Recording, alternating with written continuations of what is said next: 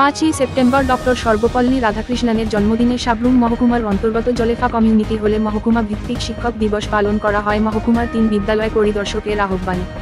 ভারতের প্রাক্তন রাষ্ট্রপতি ডক্টর সর্বপল্লী রাধাকৃষ্ণনের জন্মবার্ষিকীতে 5ই সেপ্টেম্বর ভারতে শিক্ষক দিবস উদযাপনের জন্য চিহ্নিত করা হয়। শিক্ষার্থীরা তাদের জীবনে শিক্ষকদের গুরুত্ব স্মরণ করে এবং এই দিনে সমাজকে প্রভাবিত করে। মহকুমা এলাকার প্রতিটি বিদ্যালয়ে এই দিন আড়ম্বরের সহিত দিনটিকে উদযাপিত করা হয়।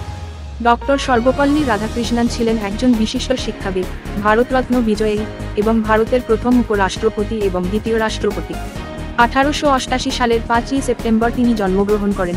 তিনি একজন সম্মানিত কূটনীতিক, শিক্ষাবিদ এবং সর্বোপরি একজন মেধাবী শিক্ষক ছিলেন এবং তিনি একজন শিক্ষাবিদ হিসেবে উন্নতির প্রবক্তা ছিলেন।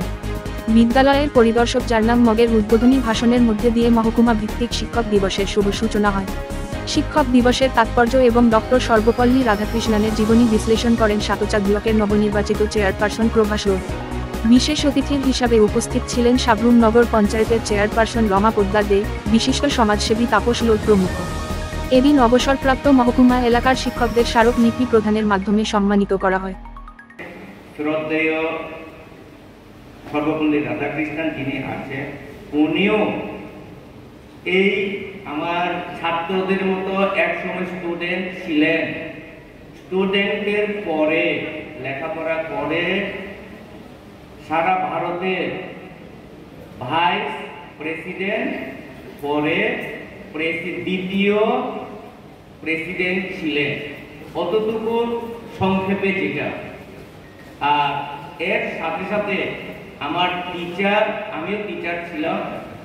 টিচার এবং ছাত্রের সম্পর্ক যেরকম দরকার, ছাত্র ছাত্রীরা স্কুল পিরিয়ডে 11টা থেকে তথা 10:30 থেকে 4:30 পর্যন্ত পুরো শিক্ষক এবং শিক্ষিকার হাতেই থাকে, আর মা বাবার বাড়ির মধ্যে।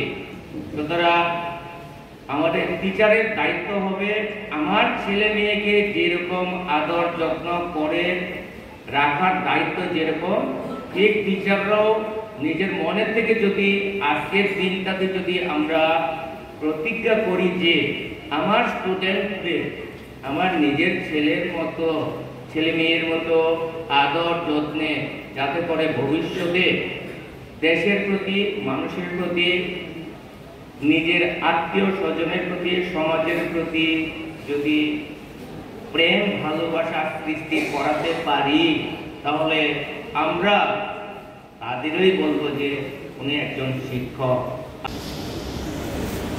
1977 পর্যন্ত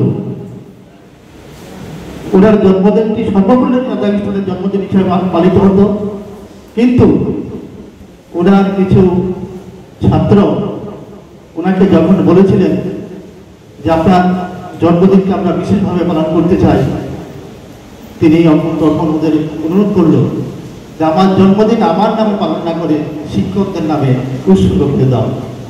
উনি বুঝতে পেরেছিলেন শিক্ষকরা সমাজের কি ধরনের ব্যক্তিত্ব। আমরা যদিও যারা ভারতবাসী, আমরা প্রাচীন পরম্পরা তো আমাদের শিক্ষকদের আমরা মহান সম্মান জানাই, কারণ তখন ওনারা শিক্ষক ছিল না, তখন ছিল ওনারা গুরু।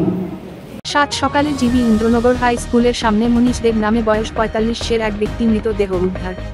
এই ঘটনাকে কেন্দ্র করে চাঞ্চল্য ছড়িয়ে পড়ে। পরিবারের অভিযোগ মনীষ দেবকে কয়েকজন মিলে খুন করা হয়েছে। ঘটনাস্থলে জিবি আউটপোস্টের পুলিশ। সকালে একটা খবর পাইছিলাম যে এখানে একটা বডি করে রয়েছিল ইন্দ্রনগর এই স্কুলের সাথে, তো আমরা দেখছি এটা পোস্টমর্টমের মাধ্যমে বোঝা যাবে আর কি, এমনিতে তো আর অন্য কোনো কিছু পাওয়া গেছে না এখানে। এখন কি করা হবে? ওনাকে কি নেওয়া যাবে? পোস্টমর্টম লাগি নিয়ে যাবে। কোন জায়গায় এটা? ইন্দ্রনগর। যাকে পাওয়া গেছে ওনার নামটা কি? মনীষ দেব। ওনাকে কি কোনো মার্ডার করা হয়েছে না এখানে? এরকম তো কোনো কিছু এখনো পাওয়া গেছে না, ইনভেস্টিগেশন চলছে। ঠিক আছে। শিক্ষক দিবসে স্কুলের ভেতরে রক্তাক্ত উচ্চ মাধ্যমিক শ্রেণীর পড়ুয়া ছাত্র রত্নদীপ রুদ্র পাল। ঘটনা নন্দনগর হাই স্কুলে। বিদ্যালয়ের ক্লাসরুমের পাখা চালানো নিয়ে বিবাদের জেরে ধারালো অস্ত্র দিয়ে মাথায় আঘাত করে বলে অভিযোগ আহতের। মানে তোমার মাথায় রক্তাক্ত কিভাবে হয়েছে? প্রথমে 3 দিন ধরে এরা ক্লাসে আমরা ফাঁকা ছিল ক্লাসে ক্লাস 10 আমরা ক্লাস 12 3 দিন ধরে বদ্ধ বসে 3 দিন ধরে ওয়ার্নিং দিতে ছিল এটা করেছে আজকে করছে পরে গায়ে আনছে বুঝাইছি আমরা এরপরে আমাদের গালি দিয়েছে তো গালি দিতে আমরা কোনো সরকার কথা হয়েছে হ্যাঁ তারপরে আমরা 3 জন আমরা বাথরুমে করেছি স্কুলে এর বাইরে দাউল হয়েছে আমার গলা খুব ধরে যাচ্ছে কে এর বাইরে লয়েছে যার লগে তোমার ঝগড়া হয়েছে হয়েছে দাউল হয়েছে আমার দিকে না আসতাম গলা খুব ধরে তুমি কোন ক্লাসে আর যার সঙ্গে ঝগড়া হয়েছে ও কোন ক্লাসে আমার মাইলে আচ্ছা তোমার মাথাতে আঘাত করছে কে ক্লাস 10 ছেলেটা মানে ঝগড়াটা কি নিয়ে শুরু হয়েছিল ফাঁকালে এর আমাদের ফাঁকা ডেটের বদ্ধ করতে ইচ্ছা করে তোমাদের রুমের ফাঁকা কি মানে সুইচ কি তারা রুমে তারা ক্লাসে আচ্ছা তারা রোজ বদ্ধ করে দেয় একটু পরে পরে কি দিয়ে আঘাত করেছে মাথার মধ্যে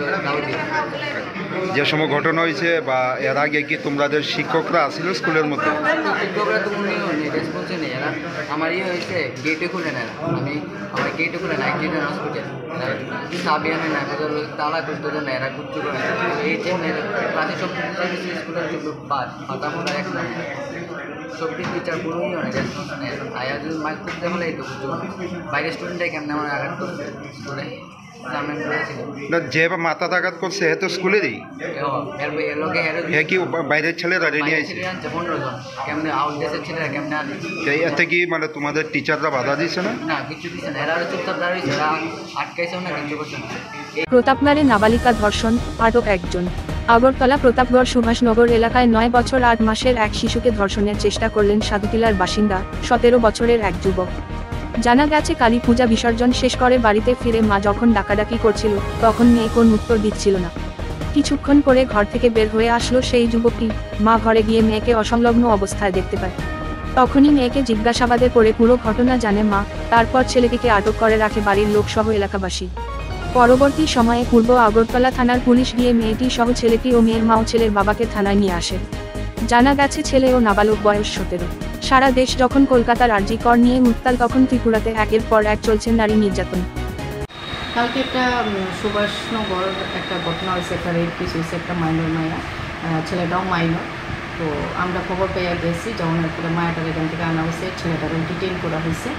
এখন এটার ব্যাপারে একটা কেস নেওয়া হয়েছে ইনভেস্টিগেশন চলছে একই এলাকার বাড়ি কি দোষ হ্যাঁ অ্যাকচুয়ালি আগে ছেলেটা এখানেই ছিল কিন্তু ওখানে তারা এখানে থাকে না তারা কুমারঘাট থাকে তো কী কারণে এসেছিল বা কিছু কি পাওয়া গেছে না এমন কোনো কিছু এখন ইনভেস্টিগেশন চলছে কেন মানে কী কারণে কিছু পাওয়া যায়নি এখন না ইনভেস্টিগেশনের পার্ট রয়েছে জাস্ট কেস রেজিস্টার হয়েছে ওদের কোনো রিলেশন ছিল হ্যাঁ তারা রিলেশন তারা নিজেরা রাত দিয়ে মানে এই রিলেশন ওদের কোনো লাভ অ্যাফেয়ার কিছু ছিল না না না এটা তো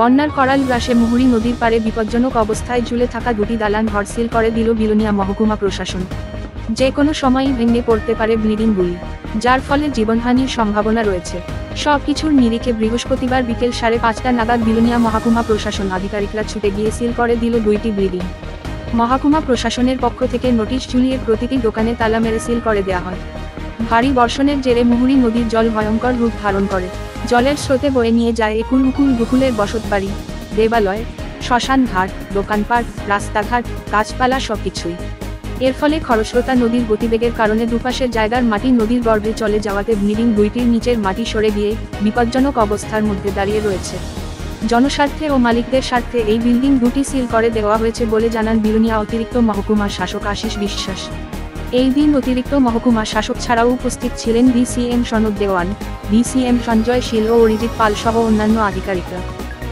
বিলোনিয়া মহকুমা প্রশাসনের পক্ষ থেকে বনকর ব্রিজের সঙ্গে দুটো বিল্ডিং আপনারা দেখতে পাচ্ছেন যেগুলি রিসেন্টলি যে ফ্লাড হয়েছে সেই ফ্লাডে এফেক্টেড হয়েছে বিল্ডিংয়ের নিচের মাটিগুলি নদীর স্রোতে সরে গেছে এবং দুটো বিল্ডিংয়ে বিপজ্জনক অবস্থায় ঝুলছে যে কোনো সময় ভেঙে পড়তে পারে এবং জীবনের ঝুঁকি হতে পারে আমার পেছনে যে বিল্ডিংটি রয়েছে সেই বিল্ডিংয়ের মধ্যে হোটেলের কাজ চলছে এখনও সেখানে কাস্টমার আসছে হোটেলে বসে খাচ্ছে এবং বিল্ডিংয়ের শেষ প্রান্তে গিয়ে ওরা হাত ধুচ্ছে তো সেই অবস্থায় আমরা দেখলাম যে এইভাবে যদি চলতে থাকে যে কোনো সময় অ্যাক্সিডেন্ট হতে পারে সেই নিরিখে সেই অবস্থায় দাঁড়িয়ে আমরা তাদেরকে নোটিশ ইস্যু করলাম যে বিল্ডিংগুলি যতক্ষণ অবধি রেকটিফাই করা না হবে ততদিন অবধি বিল্ডিংগুলি বন্ধ থাকবে এবং আমরা আজকে বন্ধ করে দিয়ে যাচ্ছি। বিল্ডিংয়ের মালিক হলো চিত্তরঞ্জন সরকার, মানিক রায় বর্মন, দুলালচন্দ্র দত্ত এবং আলাদা একটি বিল্ডিং আছে যার মালিক হলো জ্যোৎস্না দত্ত। প্রত্যেককে আমরা নোটিশ দিয়ে দিয়েছি যতক্ষণ অবধি বিল্ডিংগুলি রেকটিফাই না করবে, কম্পিটেন্ট অথরিটি যতক্ষণ সার্টিফিকেট না দিচ্ছে যে বিল্ডিংগুলি সেফ আছে ততক্ষণ অবধি বিল্ডিংগুলি বন্ধ থাকবে জনস্বার্থে এবং বিল্ডিংয়ের মালিকেরও স্বার্থে। কোন জায়গাতে এটা? বনকর ব্রিজের সঙ্গে যে বিল্ডিং নদীর উপরে আছে। শিক্ষক দিবসে ৭ দ্বাদশে বিচিত্র কর্মসূচি। মহাসমারোহের মধ্য দিয়ে ৭ দ্বাদশ শ্রেণী বিদ্যালয়ে অনুষ্ঠিত হল ৬৩তম শিক্ষক দিবস অনুষ্ঠান। আজ বিদ্যালয়ের হলঘরে আয়োজিত বর্ণাঢ্য আয়োজন ঘিরে ছিল ছাত্রছাত্রী ও শিক্ষক শিক্ষিকাদের ব্যাপক উৎসাহ ও উদ্দীপনা। প্রদীপ প্রজ্বলন এবং ডক্টর সর্বপল্লী রাধাকৃষ্ণনের প্রতিকৃতিতে মাল্য দান করে ৬৩তম শিক্ষক দিবসের তাৎপর্য তুলে ধরে বক্তব্য রাখেন অতিথিরা। আলোচনা করেন বিদ্যালয়ের প্রধান শিক্ষক জনতাপতি ত্রিপুরা, বিদ্যালয়ের প্রাক্তন শিক্ষক শ্রী পরিমল চৌধুরী, খোকন দেবনাথ, পান্নালাল চক্রবর্তী এবং বিদ্যালয় ব্যবস্থাপনা কমিটির চেয়ারম্যান শ্রী মানিক ভৌমিক। এছাড়াও আলোচনা করেন বিদ্যালয়ের শিক্ষক প্রতাপ দেবনাথ। এদিন বিদ্যালয়ের বার্ষিক দেওয়াল পত্রিকা চেতনার 'ত্রয়োদশ সংখ্যার আত্মপ্রকাশ হয়। আত্মপ্রকাশকালে অতিথিদের কৃতজ্ঞতা জ্ঞাপন করেন দেওয়াল পত্রিকার সম্পাদক শিক্ষিকা মাধুরী সরকার। বিদ্যালয়ের শিক্ষিকা মাধুরী দে এবং জয়শ্রী পালের সামগ্রিক সহযোগিতাতে সম্বল করে বিদ্যালয়ের সাংস্কৃতিক কনভেনর শিক্ষিকা মাধুরী সরকার প্রাণবন্ত করে তোলেন গোটা অনুষ্ঠানটিকে। প্রতিটি শ্রেণীকক্ষে ছাত্রছাত্রীদের পাশে নিয়ে কেটে শিক্ষক দিবস উদযাপন করেন শিক্ষক শিক্ষিকারা।